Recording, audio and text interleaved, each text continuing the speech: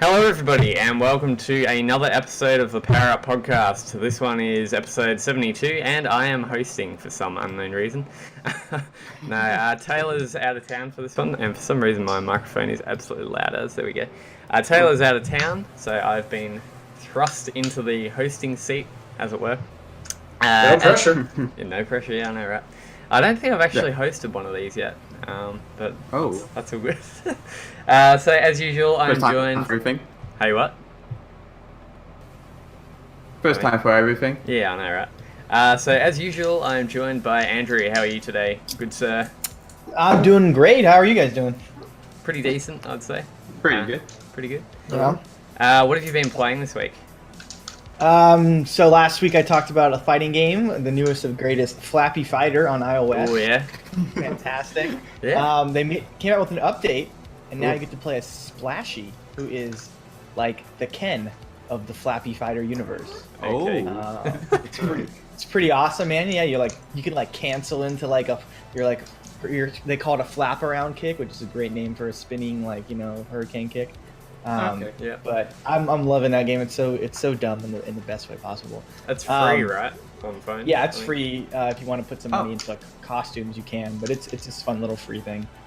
So check it out if you're into fighting games. I think Ethan checked that out and he loved it. It's pretty fun for what it is. Okay. Wait, what's it called again? Called Flappy Fighter. It's on iOS. Okay. And then the newest games, of course, I'm always playing the newest games here at Culture of Gaming. I'm playing the Castlevania collection. Oh yeah. Yeah, very nice.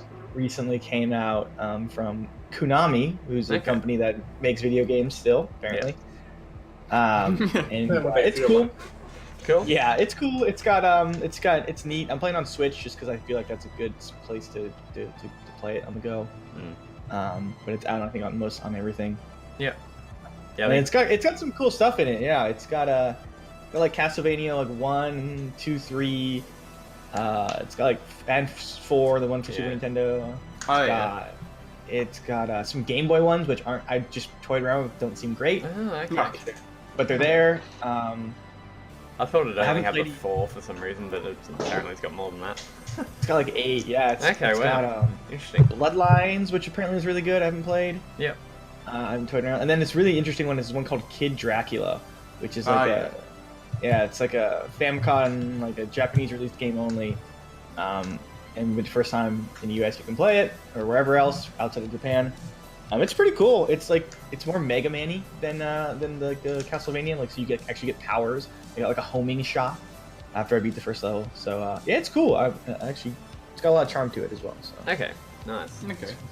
Yeah. Okay. I haven't had a chance to actually. The more I hear about these older games, the more I realize how much I have not played.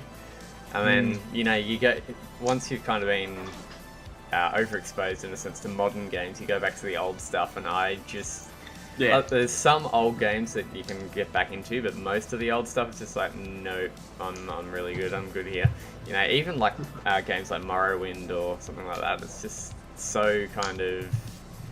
Not so much the graphics, but just the gameplay and all that kind of stuff is so different compared to modern games nowadays. Anyway, enough of that. In our third seat today, we have Mike. How are you today? Always happy to be able to stop by and show off some random miscellaneous brouhahas with this and that. But I unfortunately only have a lighter this time, so that's as far as that's going to go. Yeah. Okay. And Probably shouldn't be tossing that on the carpet. Yeah. And what have you been playing this week? Okay, so the games have been kind of mixed around a bit. Right now that in Monster Hunter World, the final update, so to speak, has been posted up for the Archetemper Nergigante. Okay. And unfortunately, it's been kicking my ass a bit, as much as I've been kicking its ass. So I'm hoping they pick up 3 more wins, and that should be it. Okay. And other than that, I've also been checking out the Division 2. They just recently launched their 8-player raid. Yep. And unfortunately, for lack of a better way to put it, it's hard as balls. Is that on console or PC? Are you playing on console or PC? No, I go to play on console. I've been playing on the Xbox One, and yeah, the raid boss that's right here right now, it's completely ridiculous because apparently you have to go ahead and try to hit it with the minigun, then dump as much damage as you can before it becomes immune to bullets. Yeah. All the while trying to fight off all the random people, and the guy could also self-regenerate armor. Oh, cool. That's always. So you have to try to figure out how to bounce all that at one time, and I was finally able to check it out earlier today, and yeah, there was anything but pleasant. Okay. I was reading something about that, I think it was yesterday. Apparently the PC version is a lot easier compared to the console version, and... I would not be surprised, because, yeah, no, I saw that too, because it mentioned something like how, or something on Kotaku, I think it was, with the title of console players are unable to defeat boss. And it's like, well, gee, that's slightly cruel and unusual, but, you know, maybe an update will come into play, and it'll go ahead and be easier, maybe. But, you know, until that time, though, I'm just going to say that everyone who plays Division 2 sucks, including myself, so I'll just go ahead and just be quiet and tell you. Fair enough. Fair enough. And also, in our fourth seat, a newcomer to Culture of Gaming and also the podcast. He hasn't been on the site for, what, more than a week, I don't think, yet? Yeah. And not even a week, and you're in the big house already. You're already on the podcast, so that's a good sign. We have Nick. How are you going this week? I'm pretty good. Bit nervous since I'm the fresh meat here, but I think I'll be fine. You'll be right. Yeah, I got nothing to worry about. Oh, good. Yeah, for now. With games that I'm playing, I am currently playing Mortal Kombat 11 still. I'm still having a great time with it. Yep. Thank God they updated the grind, so when you do fatalities and brutality, you get like double the heart and double the soul. So I could finally get the costumes I want. Like for the longest time, I just want a masterless version of Katana, and it took me day one to like yesterday. I finally got it. And that's just one mark. Jesus, but still, it's still a fun game. Yeah. I actually, you know the slot machine in the crypt. Yeah. I think the first time I donated like 100,000 to it or something, I got the Mask of Khan like first try. Hey, what? What? What the fuck? Yeah.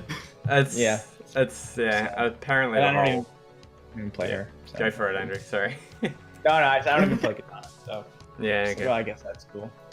Wasn't that the whole thing? Like, if somebody with the whole loot box thing or whatever it is that they have implemented, if somebody opens, like for instance, if Nick goes and opens one at a certain point in the game, and then Andrew goes and opens one at the same point, you both get different items or something. Isn't that how it works? Yeah, it's all randomized. Yeah. The only ones that are specific are like these special ones that cost like 500 hearts. Yeah. Yeah, the 100 or the 250 for the hearts, but yeah, I'll tell you that though, a lot of people could get really pissed off because one fun example was of how you have this one gentleman looking for the maskless version of Scarlet, while another person was able to find it quite easily. And it was a fun video because apparently when they did a quick one-on-one, the other guy just performed a quidality on himself. The saw it. Maximilian one. Yeah, I've seen that. Yeah, that was fun. I'm glad he got the maskless Scarlet later, but, you know, all the same though, it's like, the grind can be rather cruel and unusual. And the fun part is that you can't be able to buy your way into whatever you want. Yeah. I mean, you can't even put real-world money into it, which sounds a little bit interesting. Yeah.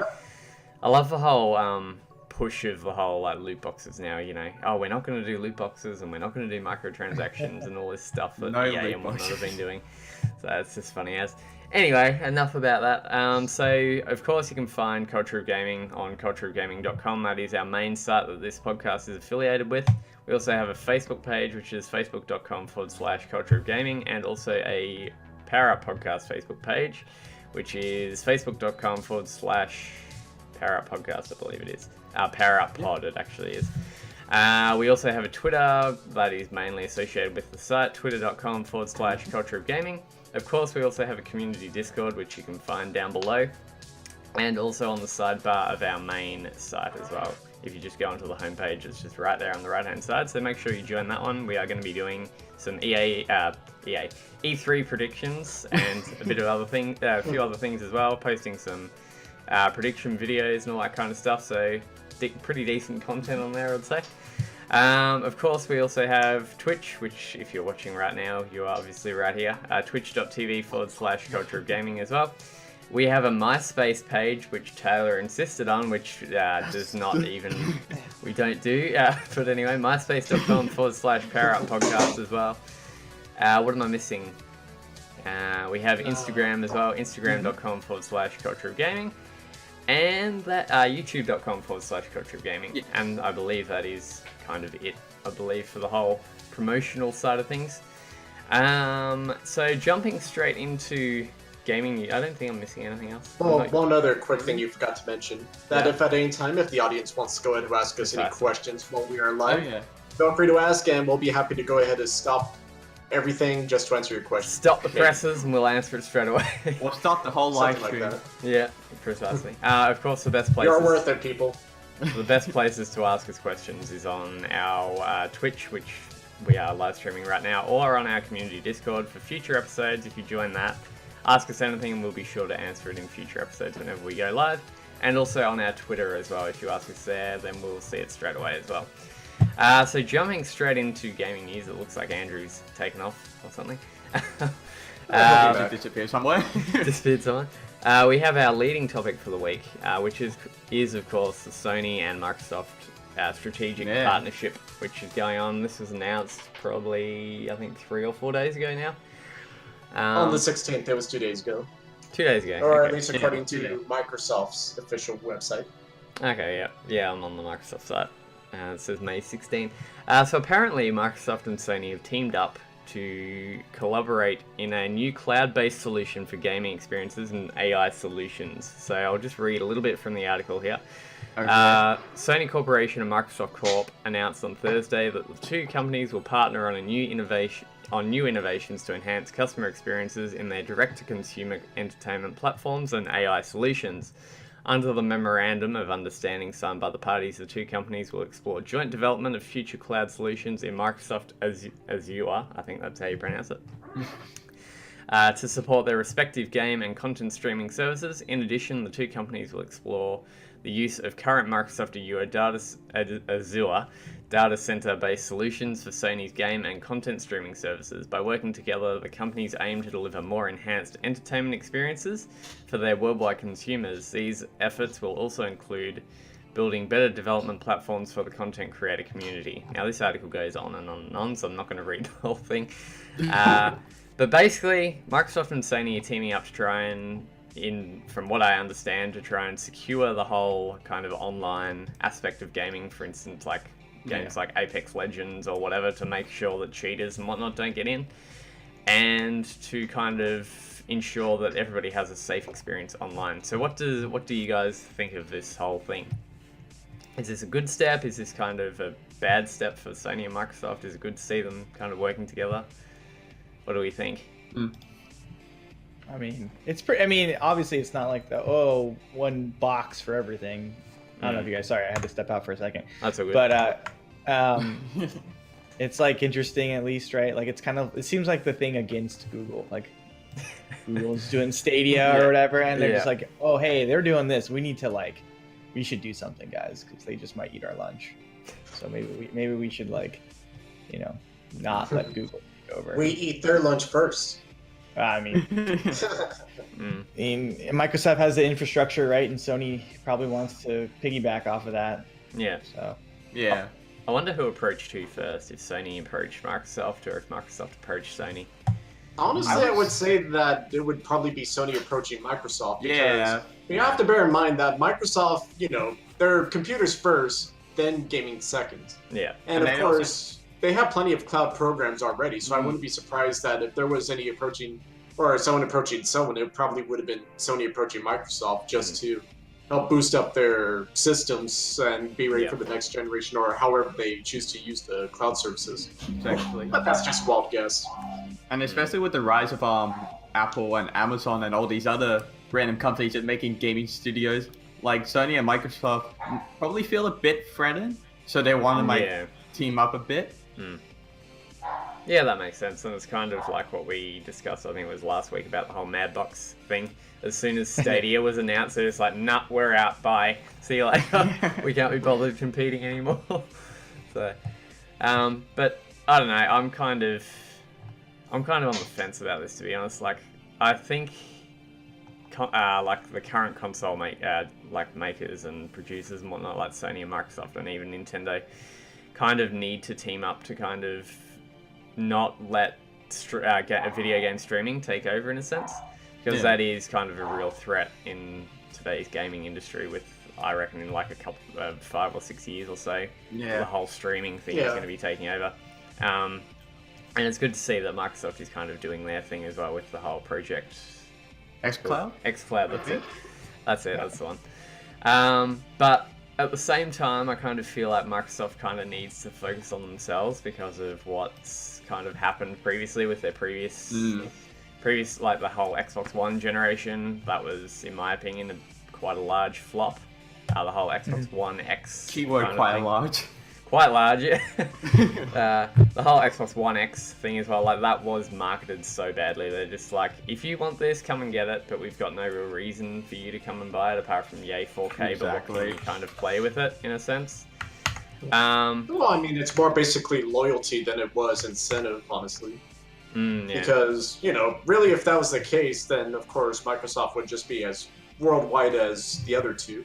But of course, you know, Microsoft is more American than it is Japan, and Japan's just everywhere at this point. Honestly, for myself, I thought that, you know, I'm not going to go out and say that Microsoft hasn't struggled this generation, because clearly they have, but, you know, kind of all the same, though, I'm still finding the Xbox One X as my go-to for any games that are multi-platform. Sure. Because, you know, I just feel like that it's a more smoother experience, and I still enjoy the Game Pass and, you know, a lot of things. But, you know, in terms of unique stuff that they have to their name, you know, I'm not going to go ahead and say that Microsoft knocked that one out of the park. That one obviously needs to be improved on. Yeah. What No, go for it, Andrew. Andrew? Not me, I wasn't going to say anything. Oh, sorry. Who was talking? Go ahead, Nick. Floor's yours. What I was going to say was, the thing I'm most curious about is what Nintendo is doing, because they haven't said anything about this whole game streaming fiasco thing. Like, with the partnership with Sony and Microsoft, you would think Nintendo would say something about it, but they're just staying quiet at the moment. Well, I mean, technically Nintendo's Nintendo. We gotta bear in mind that throughout the ages, that Nintendo has basically always been that third wheel that always is able to roll by itself, technically. That's true, but I feel like at this next generation popping up with all these massive studios and how game streaming is becoming larger with each moment, Nintendo will want to maybe touch on game streaming or even talk about it. I don't know, that's just me. Well, I mean, let's not forget it. It wasn't to. I mean, you know, we can't forget who did the partnership with Microsoft first, Sony or Nintendo. Nintendo. Yeah. So I wouldn't be surprised that maybe if, you know, besides this whole partnership of the, hey, we'll give you Cuphead, and maybe a certain Baron Bird maybe for a certain fighting game, and in exchange you help us get this technology. Yeah. I don't know. That's like a whole nother thing to talk about, but that has nothing to do with what we're talking about now. But I imagine that overall, though, that in terms of this topic, I mean, I'm sure that Nintendo has got something planned. Because, well, the problem, though, is that the Switch is out, of course. And unless if we just so happen to get a Switch 2 in the next year or so, it does seem like that no matter what they do, that, you know, we don't even know if the Switch could be able to handle such things like live streaming, perhaps. I mean, if I recall correctly, I don't think you could even YouTube on a Switch yet. So it's like, if you can't YouTube, can you really? Yeah, you can. You can YouTube. Just barely. Yeah, you can't Netflix, but you can YouTube. Oh, okay, but I should have said you can't Netflix. So if you can't Netflix, can you really game? Stream? I think it's with the whole Microsoft Game Pass coming to Nintendo and whatnot. I think it's, for now, it's just very early steps for Nintendo and Microsoft. And I think once they've made kind of the inroads with each other, then it's kind of, hey, we'll give you this and you can give us this kind of thing. So I think the whole game streaming thing is definitely on something that Nintendo is probably thinking about for future, but not right now because it's still very early days with Microsoft in a sense. But that's just my opinion on it. Andrew, have you got anything else that you want to add to this? I don't know. We'll see where this goes, if anything. I mean, this is obviously not even a real contract. This is just like a trade in a sense. You scratch whatever our backs, we scratch yours, and we'll make sure no one scratches Google. What was it called? A mendum of something? Memorandum. That's the one. Yeah. Of compliance or something. Yeah. So I mean, it's not even a contract. So nothing could even evolve out of this if they don't want it to. So. Well, I mean, I guess we could also say that this is a situation of the enemy of my enemy is my friend. And technically speaking, that I'm sure that Microsoft and Sony, for as much as they've been working against each other, and like what was mentioned earlier, last thing you want to do is to have an upstart like Google or Amazon or whatever suddenly just swoop in and be like, we're the gaming people now. Yeah. And, obviously that's probably not going to happen, at least against Sony, because we know Sony has stuff. Don't know what they have this year, but that's beside the point.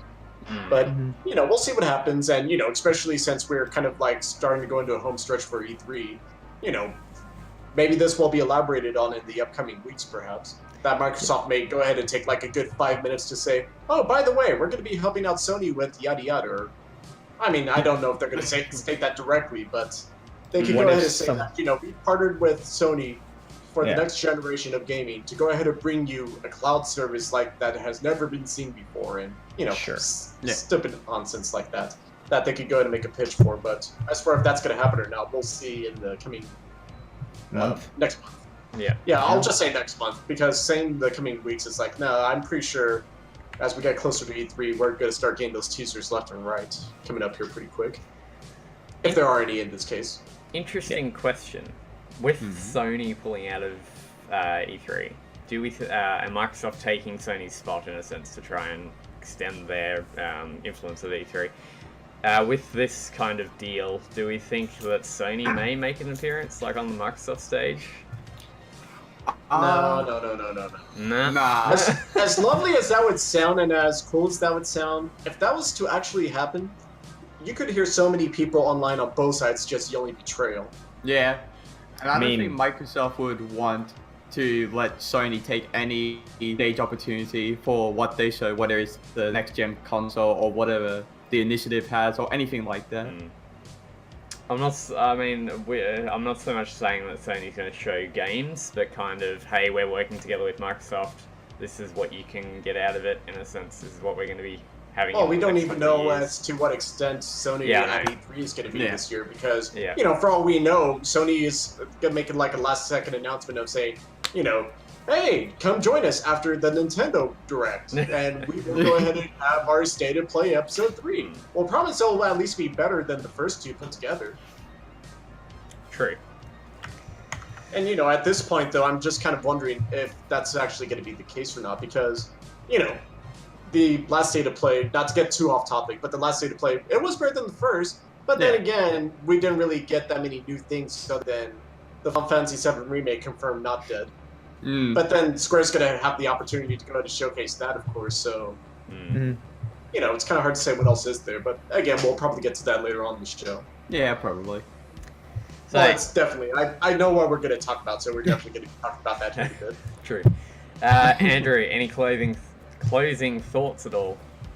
I don't know, it'd be cool to see them work together on something, They're not traditionally people who work together, so... Yeah. It's more to the idea that Sony's not a company that normally would work with anyone else.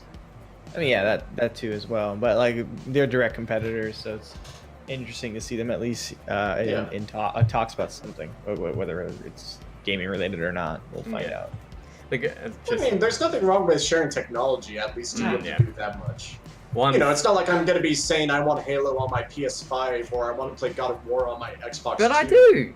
Finally. I mean, it would be awesome, mind you, but it's not like that we're going to be making any crazy demands like that anytime soon. Yeah. One final thing that I've got to say about this. The good thing about this is probably it's the Microsoft, PC department that's going to be working with Sony, not so much the gaming department. So it's more the tech side of it than gaming, which is good. Right. Yeah, there's nothing wrong with advancing technology if everyone wins in the end. True. Yeah. So, Mike, you've got something to say about some Capcom bits and pieces, I believe? Yeah, so let's go ahead and talk about our little individual news pieces. So, I would probably go ahead and say that Capcom has had a hell of a year, I would say, because, in between Monster Hunter World being their biggest selling game ever, Iceborne coming out, and how they've been kind of knocking it out of the park with little titles like Devil May Cry 5 and Resident Evil 2 Remake, that Capcom has basically cemented themselves as pretty much going into a really good position as we go ahead and move into the next generation of gaming. Well, as it turns out that a recent post was being shown that Capcom says that it has the right game engine for the next generation of consoles. and how that's if you have played Resident Evil 2, I haven't because I'm a coward, but I have seen gameplay footage of Resident Evil 2 in action, and it does look fantastic.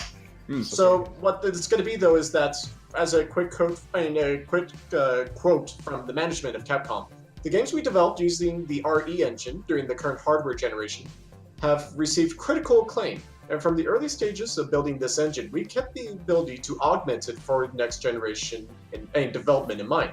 As such, we view the RE engine as one of our strengths that will contribute to next generation game creation. So, that's pretty cool that they have a pretty cool idea of the technology that they're going to be going into once we go into the next generation. I don't know if it's going to be something where it's going to be like a certain other company enforcing their certain game engine on certain companies and the little end result of that. But I promised myself I was going to talk about Anthem on my third consecutive appearance here, so... But, I mean, mind you, I'm sure you guys have seen at least Resident Evil 2 Remake in action. What do you guys think of the technology being carried over, and do you think if it would be feasible to keep rolling with that, or if they should try to consider other options? I mean, I'm not a game developer, but from the games I've played with the RE engine, looked extremely well and played very well. RE7, I think RE7 was the first one, and then RE2 Remake, and then Devil May Cry 5. Yeah. So, it's, two of those games are pretty similar in terms of like how you play them. Devil May Cry, obviously not at all similar. So I guess we just have to find out. Like, I'm interested if like, hey, the next Street Fighter is going to be on this engine or whatever, because that's one of my favorite games ever. Street Fighter. If they can make that'd be cool actually. They make Street Fighter look really good, and like, or the animation like really detailed and stuff like that, then I'm all for it, because it's certainly possible. Yeah, it's certainly possible considering that we haven't heard much on Street Fighter 5 as of late. That the only thing that we got was sometime last year with Kage, but outside of that, though, we don't really know what else is coming to the game, even though apparently we've been hearing things of how there is still going to be more things coming. So it's kind of hard to say if they may already be planning for Street Fighter 6, or if they are planning stuff for Street Fighter 5, but they were just taking a small break to develop more things. But definitely for sure, though, that the detail work for the games have been phenomenal. For sure, and definitely because I was too much of a coward to play Resident Evil 7 as well. But it's like, I have watched the cutscenes and they do look fantastic with what they've done. So, hopefully they'll be able to go ahead to keep the ball rolling, because definitely Capcom has been on the upswing as of late. Yeah, definitely. I'm interested to see where they dip into, like what IPs, because they have put out Devil May Cry, they put out a Resident Evil. It's like, what are they gonna get into next? We got like Crisis, please. You got Maya. I doubt it. Lost Planet, sure. While we're at it, who knows? Obviously, Monster. I don't know if Monster Hunter is on that same end. No. It's definitely not. Okay. I mean, mind you, it received an updated engine, of course, because it's not running off the same engine they've been using for the last couple of decades. Right. Outside of that, though, that's I'm very excited for Iceborne myself, but that has nothing to do with what we're talking about here. Okay, I wasn't sure. Well, with the engine, Capcom, from what I've seen throughout the ages, they seem pretty good at adapting to like new consoles and new hardware, such as like going from PSP to like, I don't know, PS3, and they keep switching and adapting to different consoles. And with their recent RE engine, you clearly see it can hold the test of time for a long time, from seeing RE2 and how Resident Evil 7 can support VR very well, actually, and Devil May Cry, for a fast action game, holds a pretty decent frame rate. So I think this engine can hold pretty well for next-gen consoles, in my opinion. Yeah, well, then and also that's, we know that the next generation of consoles is right around the corner, so... Yeah. And with this being announced officially, it's pretty safe to say that, we're probably starting to near the end game of our current generation, perhaps. I doubt that we're going to... I mean, chances are we are probably going to hear the next generation of games on the next Xbox, maybe at this year's E3. If not, most likely next year. We'll see, but... at least for Capcom, at least, they're one of the few game companies that are definitely pretty much all set to go when that leap happens, essentially. I think it's a really smart move from, to be honest, or any company really, to any development studio or anything like that, to have an engine that can kind of withstand next gen's technology in a sense. I think it's a good example of this is the whole, what is it, Frostbite that EA uses, or Frostbite. Yeah, Frostbite. Yeah. I think it's something else for some reason. Like their whole thing is with Anthem. A good example is when you load like for instance, once you leave kind of the main town, I'm not too sure what it's called, and go out into the world, it's got to reload the whole kind of scenery and all that kind of stuff. So it takes like 2 or 3 minutes to load, even on PC. It's absolutely ridiculous. Yeah. So I think any kind of, and that's probably because they've just kind of patched it as they go. It's not really new tech kind of that's not really new tech going into the engine. It's just kind of a band-aid here and some duct tape there kind of thing, in a sense. So I think it's a really good idea for any company to kind of leave it open for next gen's tech for their engine to work on any system, really. So. Well, that and work within the leaps and bounds of what they want it to be, and not trying to go too far out of the comfort zone, if you will. But you know, all companies should definitely strive to try the new things that we've never seen before. But it's probably a good idea to, you know, don't make it so ambitious, or if you do, then you may want to stay with what you at least know would work in that sense, or you know. But again, like I said, third time being on here, I promised myself I was going to talk Anthem, so you know, I'm ready to move on from that and this topic. Cool. Any finishing thoughts at all on this? One thing from me is with the RE engine, I wonder if they will want to push like their advanced technology of VR, like because they touched the waters with it in Resident Evil 7 for the PlayStation, but they haven't seemed to done anything else with it, like no like mini demos, no small VR experiences. So I'm curious if they will go back to it or they just want to work on it a bit. Yeah, I don't know. It's just, I think VR for me is in a very interesting area. Like, sure, with the whole Valve Index and whatnot, it's just developers aren't really, to me at least, developers aren't really willing to jump on board with VR fully because it's kind of one of those technologies that's kind of there, but then it's not it's there. It's potential, but then at the same time, there's not really much potential at the moment. Yeah, I mean, look, argument I've kind of had with VR the past couple of weeks is, first up, they need to make every VR headset accessible to everybody in order for VR to really take off. And secondly, they need to come up with some system where it doesn't feel like you're running when you're not running, in a sense. Sure. It's, I don't know, I don't really see them moving into, or like really dedicating their engine technology to VR in a sense, but we never know. See what happens. Yeah, we'll see what the future holds. Maybe someone will come up with that VR experience that's not necessarily a simulator of sorts, but yeah, we'll see what happens. So, Andrew, one game that most certainly will not be going to VR is Super Mario Maker 2. What have you got for us in that department? I don't know, I would like VR Super Mario. That'd be cool, man. That'd be interesting. Yeah, so there's a little mini Nintendo Direct, I think on Thursday. Basically just outlining what is exactly new in Super Mario Maker 2. And I'm not going to go over everything because you can watch that direct. It's only 15 minutes. You could definitely just watch it right now if you want to. Yeah, it's not That's like, right now, mind you, but after you're done watching us. Ah, damn it. Please. Not super long, but they did do some cool stuff, like they have like co-op makings, like levels together, so you can like locally have 2 people making the same level, which I thought was pretty neat addition because just, I don't know, opens up the possibilities between how fast you can crank a level out if you and, like, you know, a friend are on the same wavelength. Yep. So that's cool. They also added, I want to say they added like the new like 4-player online. So basically there's so you can play up to 4 players online. And like you can compete. Yeah, you can either compete with each other or you can do like cooperatively.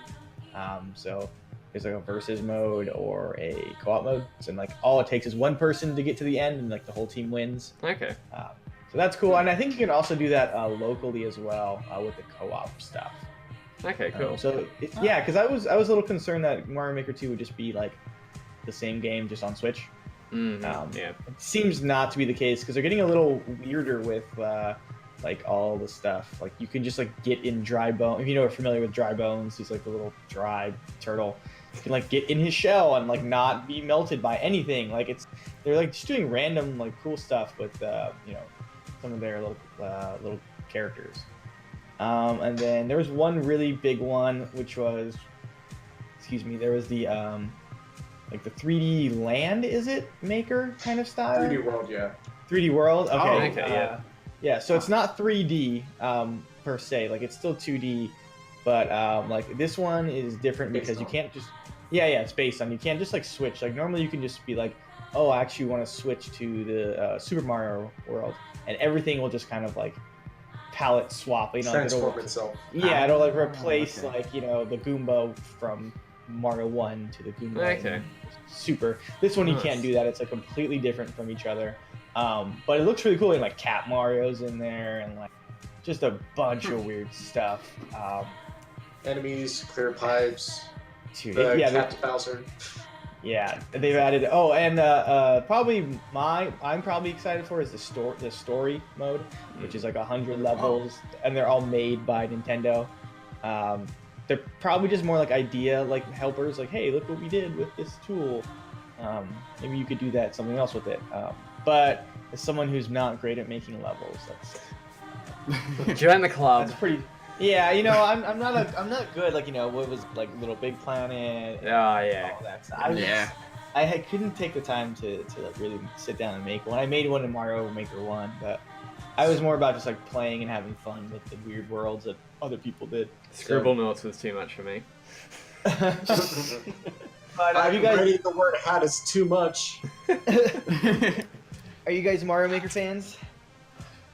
I mean, I'm a fan of like the concept. I never played the game because, like it is, it's a builder game, and that didn't really appeal to me. But I did enjoy watching people play through like really difficult level that I don't know how people were so insane enough to make. Like, goddamn.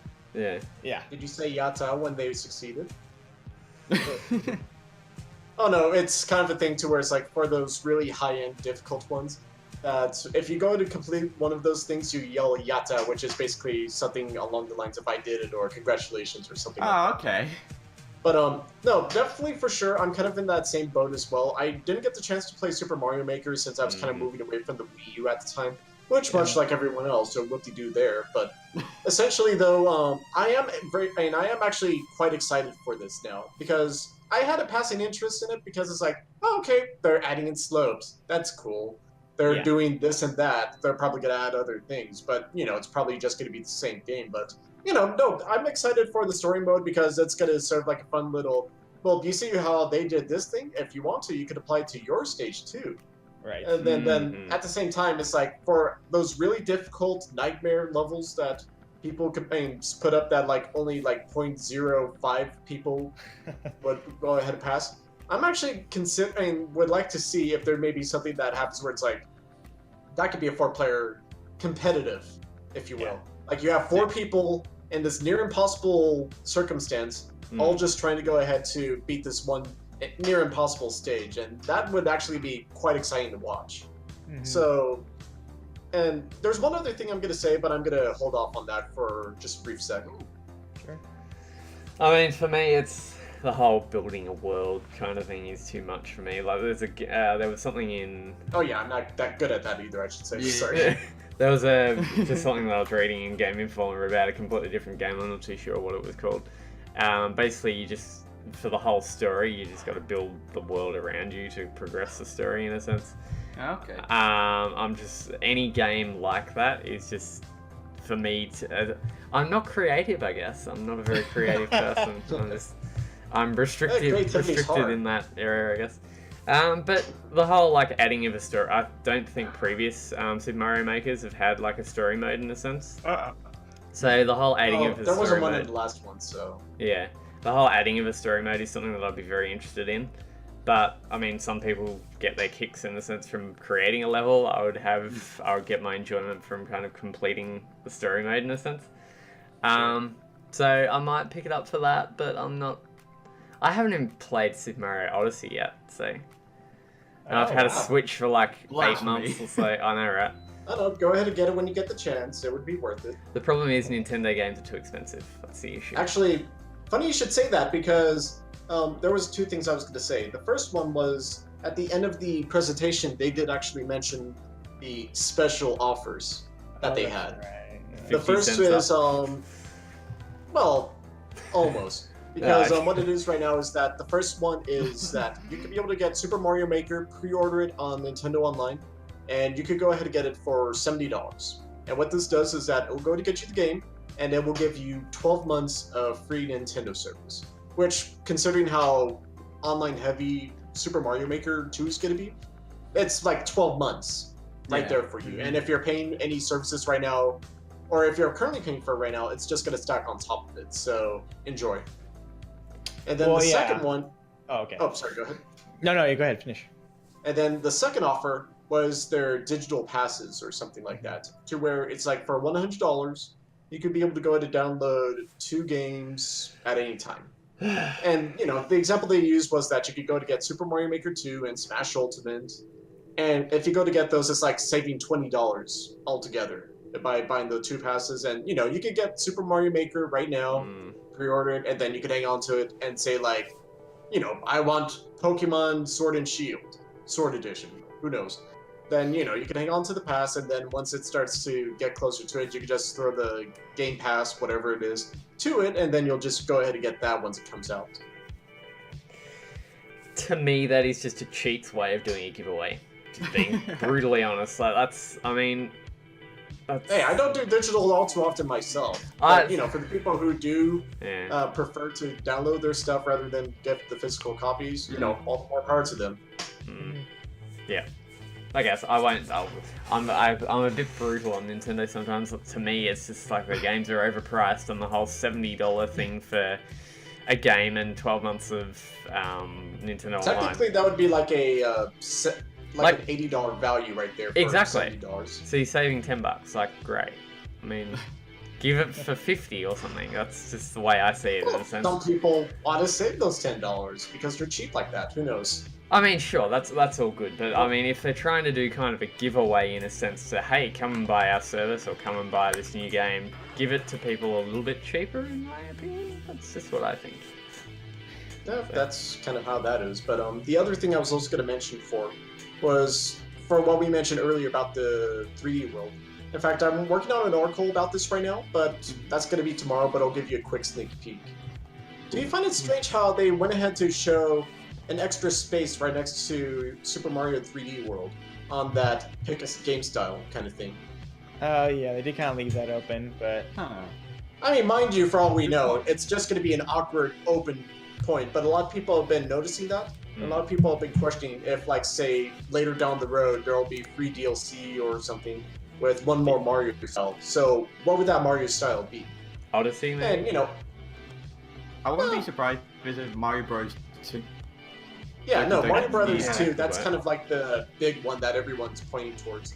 Though I do go and explore a few other options, but, you know, I'm going to save that for my article since I, you know, fair enough, entice them to hopefully read. But, you know, there's a whole space-wide setting of galaxy choices of stuff, and I've already spoiled it. Fair enough. That was good. Oh dear, so anybody picking up Mario Galaxy? Oh, Mario Galaxy. Alright, what am I thinking of? Yes. Super Mario Maker. Spoiled it! Show of hands. Well, yeah, who's picking up Mario Maker? I might later.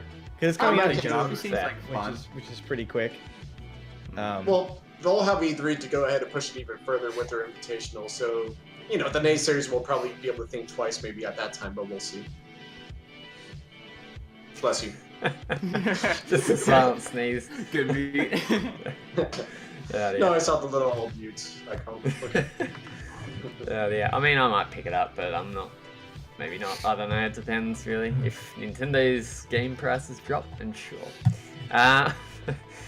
So what is next on this thing? Who's talking next? Mr. Nick, you're up. Nick, you're up. Last of Us 2 news. What's going on? For us Sony fans, like myself, we got some exciting news that The Last of Us is getting closer than we expected. From a recent post from Code Game director Anthony Newman, he revealed that Naughty Dog has opened some job openings just for some temporary job for like art animation, some character design, game design, little editing jobs, and Newman has also confirmed that they are at like the end game of the development stage. Okay. So I feel like Naughty Dog might, I wouldn't say this year, but I feel like they would give us some news maybe around E3 from what Newman is saying, how he's teasing with the job application and how the development is going so well according to him.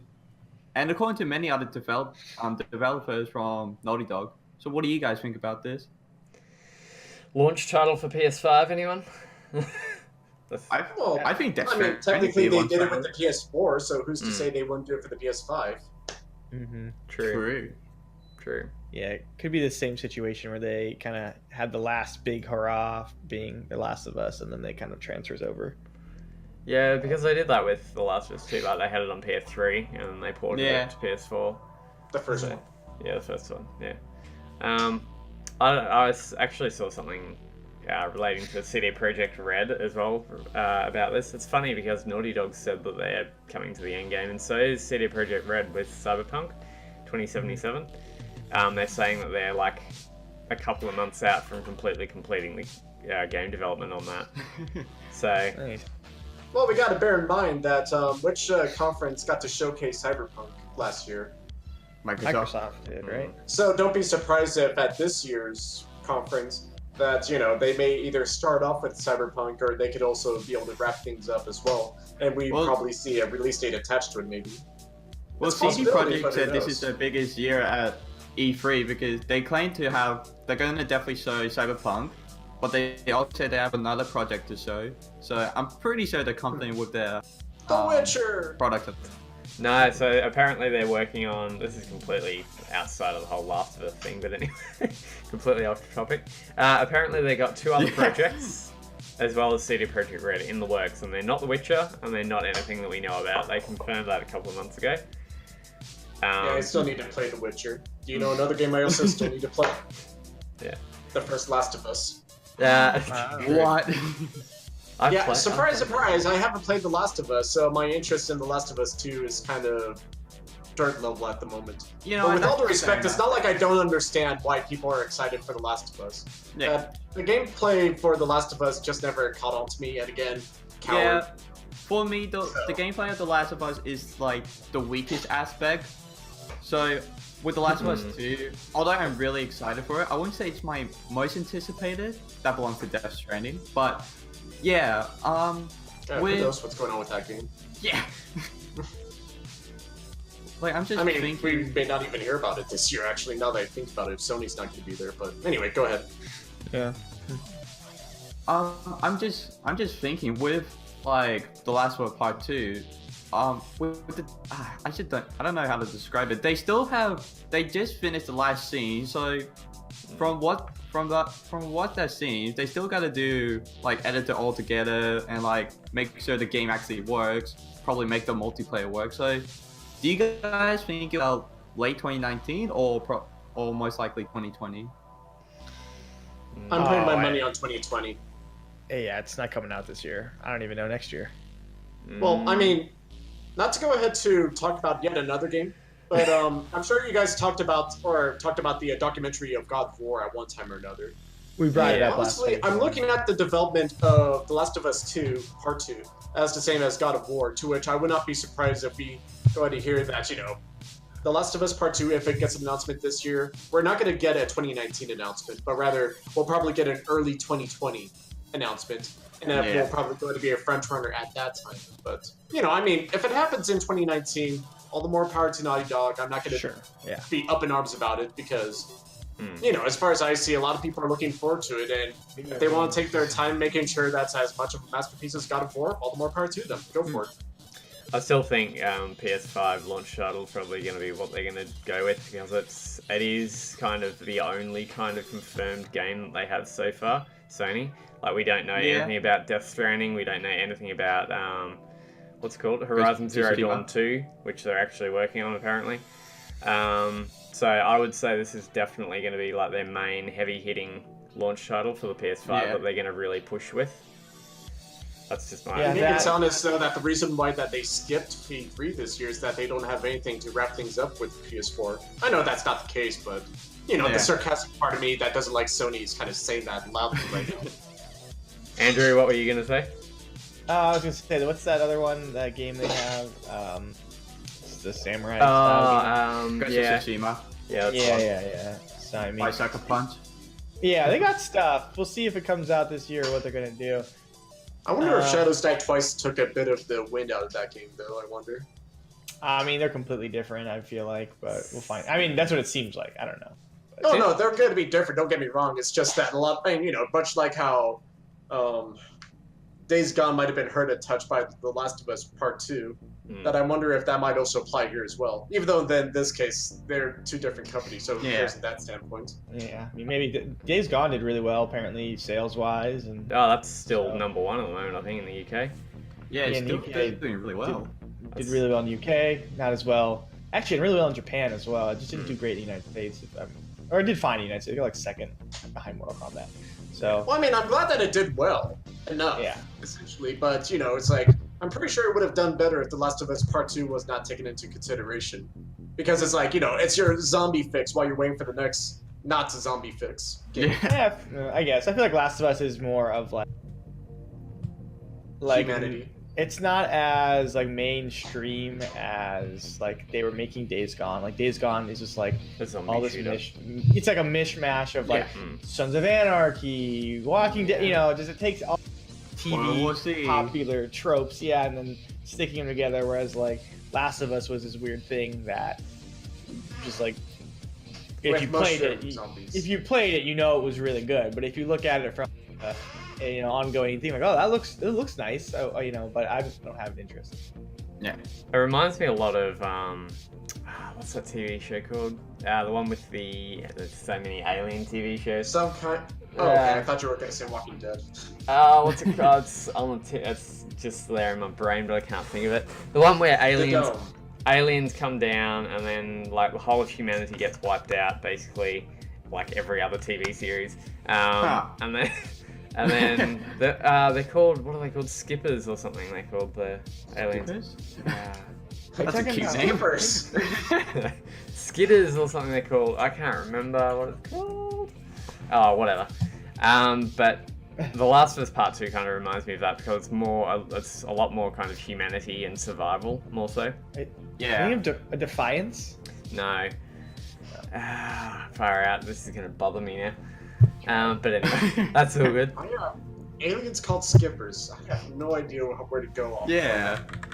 Anyway. I'm going to look it up now. That's probably not even right. It's probably not even called that. Nope. I kind of hope they're called Skippers. Falling Skies. Skitters. Skitters. Skitters. I was close.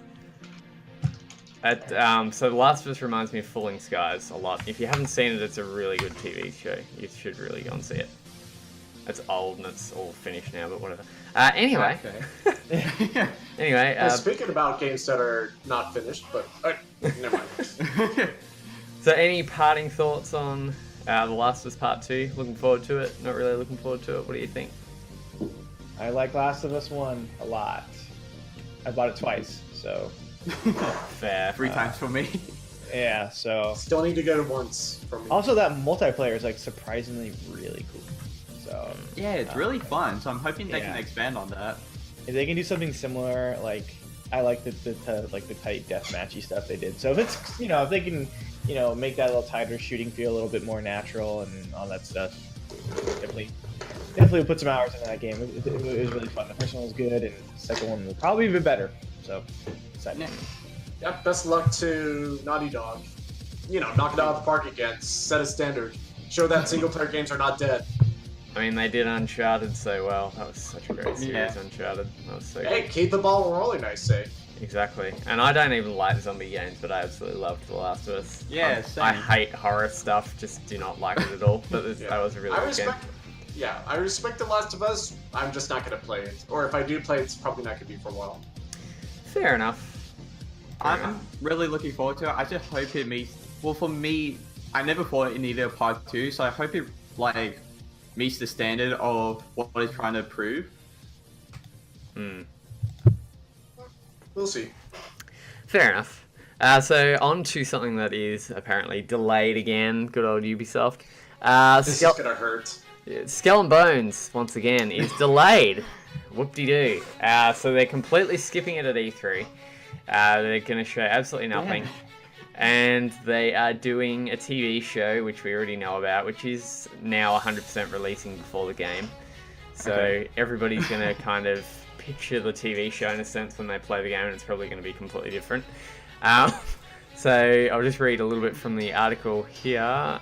So Ubisoft's pirate game Skull and Bones has been delayed for a second time. The PS4, Xbox One and PC game was initially scheduled for a 2018 release before being delayed to financial year 2019-2020. It has now been delayed again to after 2019-2020. Additionally, the game won't be shown at E3 2019, which takes place next month.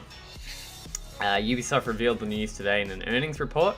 The vague after 2019-2020 refers to financial periods as opposed to calendar years, meaning the earliest Skull and Bones might now launch is April 2020. Explaining the delay, Ubisoft told GameSpot, for new IPs it is common to have evolutions of creative vision, and this requires more development time. The game's official Twitter account also published a short video talking about the delay and decision to skip E3. Producer Carl, if I mess up this last name, I do apologise. Lou, I think it is, L-U-H-E, talks about the making of the game as good. Talks about making the game as good as possible, and that Ubisoft remains committed to it. The video also features some behind-the-scenes look at the development of the game. Lou also notes they'll be back as soon as they can with further updates on the game. So stay tuned to their Twitter in a sense. The video is about 48 seconds or so long. It just shows some of the audio stuff that they're doing and whatnot. Who kind of expected this? I kind of did. It's a game that's been delayed twice previously. It's what do you expect in a sense. So, what are people's thoughts on this? I mean, I thought this game was cool, but because it's pretty much, for me, it looks like Black Flag with a full multiplayer aspect, and I thought that was a cool premise. But it feels like it's taking forever, even though it's only, been announced 2 years now? It feels like it's been announced way longer than that. And it seems like nothing's happened to the game. And the whole, hype for it is dying off as well. The more they delay it, the more it's just going to be, who cares, in a sense. Yeah, my hype went from here to, here, and now it's here. And with the whole Sea of Thieves was not a good game when it first released, but now it's really good. Like, everybody's playing it. It's a fantastic game, apparently. It looks really fun. So, do we think the whole need for a pirate game has kind of died off? Like, are people still into the whole pirate thing, or? Well, just to quickly elaborate on that, because if you've been following our sites, I did actually write a preview of Ubisoft's event, something to which I feel like I'm going to need an update considering how much Ubisoft-related stuff we recently got. And in the article, I did quite a mention of how pirates, like a few years ago, is what Vikings are nowadays. And, with the apparent rumor about Assassin's Creed, but yeah, unfortunately, we're kind of at that point to where, just like for what Nicholas said, unfortunately, the hype is starting to get killed off right now, slowly but surely. Because, I was excited for Skull and Bones, but right now we're kind of at that point to where it's like, I don't know. It's like constant delay after constant delay makes a man wonder if they know what they're actually doing, so to speak. Yeah. Andrew, your thoughts on this? Your other half works for Ubisoft, so I'm sure you can't say too much. I don't know anything about it. I don't think anyone going on with this game, honestly. If this game even exists, I don't think it ever will come out personally. Harsh. I mean, we barely heard anything about it. If it comes out, it's completely different than what we saw 2 years ago. The only way I could see them Ubisoft was really good about building like ongoing games. Yes. Like Siege, Yeah, very good. For Honor. So the only way I think they like are maybe trying to get that, they're delaying it to try and get that like going from the beginning. So like, excuse me, like maybe they're working on like new ships. Like, hey, like we're gonna have Viking ships. Like Mike, mentioned Vikings are cool. We're gonna have pirate ships. We're gonna have, just mix these weird things, kind of like For Honor. Just mix them all up with different types of ships and just like make it work. Which probably wasn't the idea at first. Vikings in the Caribbean. I don't think I see that happening. Well, I mean, look at For Honor. You have, knights. Well, no, For Honor was able to make that work, but they're definitely shooting for in a Caribbean setting. But hey, who knows? Well, we don't even know what this game looks like anymore. It could be anything. Yeah. Actually, that's a good point. So, yeah, who knows with this thing? It doesn't surprise me because we've literally heard nothing about it. Yeah, they did their whole beta thing back at E3 2018, and I don't think the website's been updated once since E3 last year. So yeah. Well, I mean, mind you, up until recent with the delay, but yeah, no, it's like definitely have my concerns about the status of Skull and Bones right now, and hopefully it'll still come out within a reasonable amount of time. But yeah, if you keep saying that the game's getting delayed, a lot of people are going to be assuming the worst because of obvious reasons. I mean, we've had Skull and Bones was supposed to be basically Black Flag's ship combat. That was what it was. And a multiplayer mode added onto that. So we've had Black Flag, we've had Sea of Thieves, we've had Assassin's Creed, what's it called? Odyssey? Yeah, Odyssey. Yeah, Odyssey. Their whole ship combat thing, which apparently wasn't very good. No, it wasn't. And well, it's Greek. it's Greeks playing pirates. That doesn't work as well. Fair enough. With all due respect to the Greeks that are watching us. I mean, there's been 3. I don't think there's been any other pirate games come out since. But do we think maybe they're kind of thinking, well, there's been all these other kind of pirate modes and games and whatnot. Maybe we need to do something completely different. And they're completely starting from scratch, or pirates will never not be cool. Like, I'm just gonna put that out there. Like, pirates are always cool. Exactly. Like, there's a reason why One Piece has yet to figure out how their endgame is actually going to get played after like 10-20 years. So I don't know. Maybe they just looked around and decided that game wasn't, the scope wasn't big enough. They need to make it bigger or something. We'll never know until if it actually comes out. I mean, from what they showed in the video, it was like them collecting like audio samples of ocean, like water splashing against boats and like ship animations and all that kind of stuff. So it looks like from that video, not that you really see much, it looks like they're nowhere near a finished product at all. So yeah, that is only 48 seconds, mind you. So I'm not don't expect too much when you watch it. But apparently they're going to keep people updated with their Twitter and all that. And I mean, Ubisoft has done a great job with ongoing games with Siege and all that. So if it does release, I reckon it's going to eventually get really good.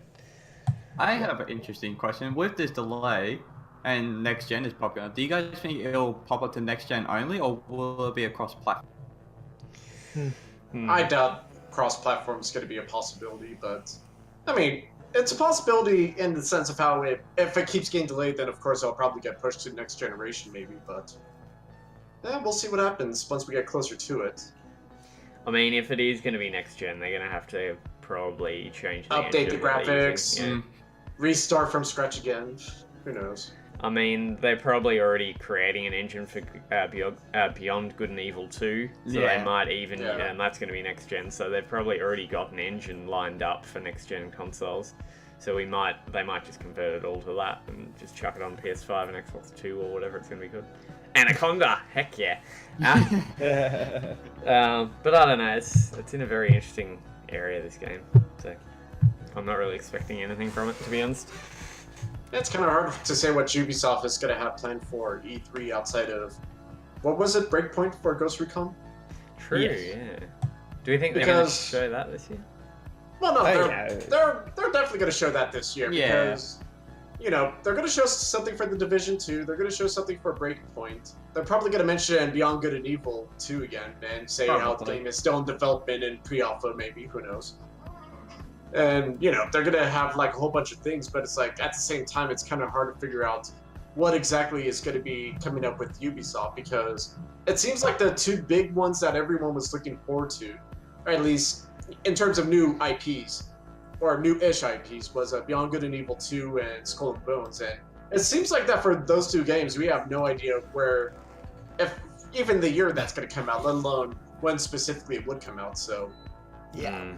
Yeah. I mean, but I still have hopes that Ubisoft will definitely have some kind of game plan in mind, because I kind of find that out of the not big three companies that are at E3, usually Ubisoft is the only people that seem competent enough in showing what they're going to do, or at least that's what I like to think. Since EA is backing down, while Bethesda is definitely going to have flamethrowers pointed at them the moment they step out.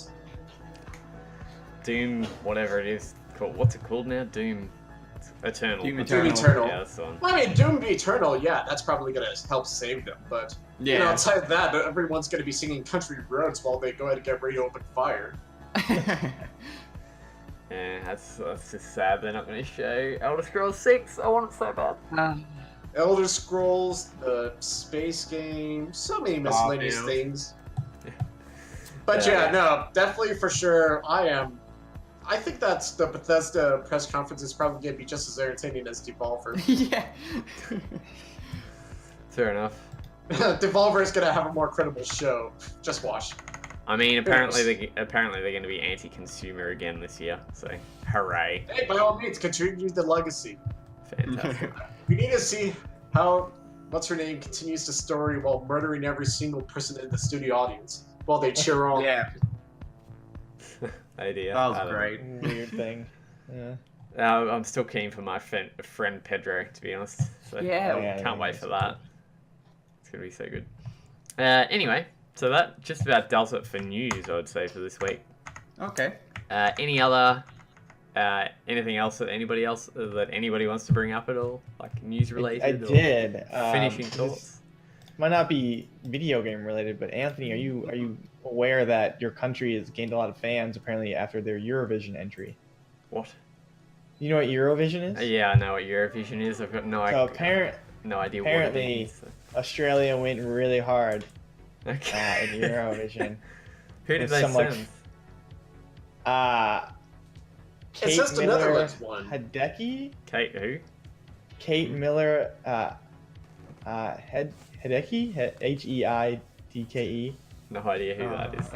Okay, well, I'm watching this thing and she's like floating around with a galaxy in her background while she's wearing like an... This is wild. But does it have Left Shark? Yeah. Okay.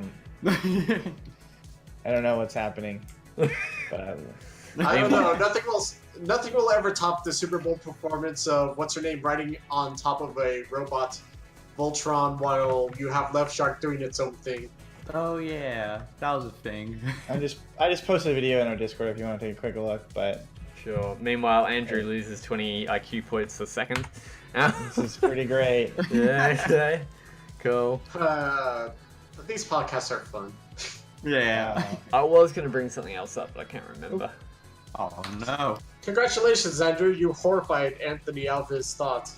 I can't open the Discord chat anyway, otherwise the whole overlay's going to be... Yeah.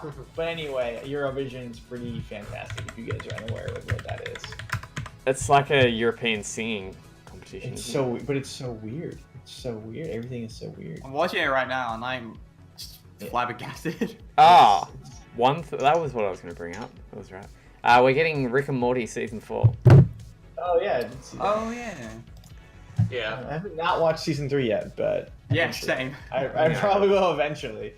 I'm disappointed that it's coming out in November. Oh, you want to make goodness. the announcement or... No. Apologies about the background noise. It's blinking autoplay ads. I absolutely hate them. That would have gone over the podcast, so I do apologize. I don't think I heard anything. So you're probably good. Tyler is telling us to move it along. Beyond the grave. No quite. So Rick and Morty season 4 apparently is coming. So yay. I've watched the first 3 seasons, I believe. I don't know. Who knows with that series? It's weird as. Yeah. So that we'll do it for news. I'm starting to get a headache for some reason. For games releasing, we have quite a bit this week actually. Or this week coming up. So everybody's so excited for Assassin's Creed 3 Remastered. May 21st is going to Switch. Yes. And it's yes, for those who didn't bother to go to get the season pass for Odyssey, right? Was it going to be included in that, was it? Yeah. Well, no, I think that the Assassin's Creed Odyssey had that tied in. So, yep, I guess you can finally play it, or I guess preloaded, I don't know. Cool. I wonder how much they're going to charge for it. It's also going to include 30, maybe. Who knows? Liberation Remastered as well. Liberation? I haven't had the chance to play that one yet. Okay, I'm interested now. It's like Liberation's just okay. It's nothing great, but it's fine for Assassin's Creed game. I mean, it was a PSP title, right? Yeah. So I'm not expecting much, but I went back to play Rogue, and I'm glad I did after the nightmare that Unity was back when it first launched, literally. So no, Liberation. I'm actually quite excited for that. I'm a big Assassin's Creed fan, so yeah, that's actually good to hear, actually, so thank you for that, Anthony. Okay, I've never played it either. I probably won't be picking this up, even though I enjoyed Assassin's Creed 3, unlike anybody else, apparently. Atelier Lula, the scion of our land, whatever that is, he's going to PC, PS4, and Switch on May the 21st. Oh, yes, I want this, but I don't have VR. Everybody's Golf VR. He's going to PSVR. Let's go, Andrew. I'm coming to your place. PlayStation VR? Yeah, PSVR. Yeah, I don't have the thingy though. What thing? The Move. Oh, the Move controller. I just have the controller. So Oh, darn. That's not good. I don't know if I'll be able to actually swing a golf club. Oh dear. But I'd love to do that. May 21st, only a couple of days away. See ya. Hell yeah, dude. All right, I'm ready for that. Oh dear, I want it so bad. Resident Evil 0 is going to Switch on May the 21st as well. And Resident Evil HD Remaster is going to Switch also on May the 21st. And Resident Evil 4 is going to Switch on May the 21st. Oh, A lot of Resident Evil. Because you're not a console until you get Resident Evil 4 on your system. Yeah. Everywhere needs It is You're now not gaming law. platform if you don't have RE4. Cities Skylines is coming. Cities Skylines Campus, I think that's just a DLC. Is going to PC on May the 21st as well. Observation is going to PC, PS4 on May the 21st. Slay the Spire is going to PS4 on May the 21st as well. Fission Superstar X is going to PC and Xbox One on May the 21st. American Fugitive is going to PC, PS4, Xbox One, and Switch on May the 21st. Killing Floor Double Feature is going to PS4 and PSVR on May the 21st. Team Racing, Sonic Team Racing is going to PC, PS4, Xbox One, and Switch, also on May the 21st. Skelly Celeste, I have no idea what this is once again, is going to PS4, and Xbox One, and Switch on May 21st. Dauntless is coming to PS4 and Xbox One, also on May the 21st. A lot of May the 21st stuff. That one should be an interesting one, I hope. The alternate to Monster Hunter, right there. Beat Saber official launch is going to PC, also on May the 21st. I guess it was in early access before. Yeah, a long time. Mechanic Miner is going to Steam early access on May the 22nd. Gladio Bots is going to PC on May the 22nd as well. And I guess PS4, Xbox One, and Switch on May the 22nd. That's weird how they got that. Gunlord X is coming to Switch on May the 22nd. Total War 3 Kingdoms is going to PC on May the 23rd. Tennis World Tour is coming to PC, PS4, Xbox One, and Switch. And Pathologic 2 is going to PC on May the 23rd as well. Swine HD Remaster is going to PC on May the 23rd. Balance a Lot, whatever that is, he's going to PC on May the 23rd as well. Wave Circles is going to Rift and Vive on May the 23rd. Dollhouse is going to PC and PS4 on May the 23rd. And Sword Art Online Hollow Realization Deluxe Edition is going to Switch on May the 24th. That's it for this week. That's what we wanted. Yes. That's the only game I'm picking that for. Oh dear. And that is going to do it for games releasing for this week. So that's basically it for the podcast, I believe, unless anybody else wants to add anything else. Speak now or forever hold your peace.